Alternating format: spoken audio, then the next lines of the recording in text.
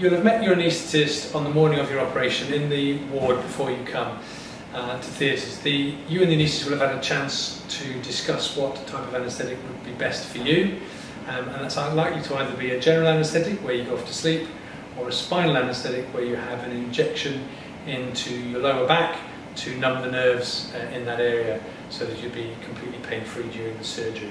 For different patients, one method is more suitable than another, but that will be discussed by you and the anaesthetist before you come to theatre. When you arrive into theatres, you'll come to the Anesthetic Room, which is the room we're currently in, where the anaesthetic will be conducted. In the terms of a general anaesthetic, you will be lying flat on the operating table. Some monitoring will be attached to keep an eye on your heart rate and blood pressure and so on. And a small needle will be inserted, usually to the back of your hand, to administer the anaesthetic drugs to you. If you're having a spinal anaesthetic, then you will be sat up, some monitoring attached to you, and then the anaesthetist will perform the spinal anaesthetic into the lower back, as we discussed. With some of the cases, we also administer a nerve block to the patient, which involves having a local anaesthetic injection in around some of the nerves supplying the area that's to be operated on.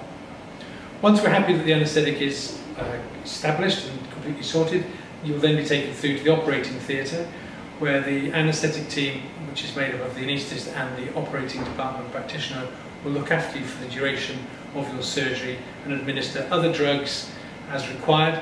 For many of the patients having a spinal anaesthetic, they will also have some sedation given to them so that they can snooze during the procedure. If you are having sedation, you will, however, still remain aware of your surroundings and may hear people talking in theatre and some of the rather noisy equipment they use as well. But none of this should be uncomfortable or painful for you. Once the surgery is completed, you're then taken to the recovery room, where you begin your recovery phase of your journey.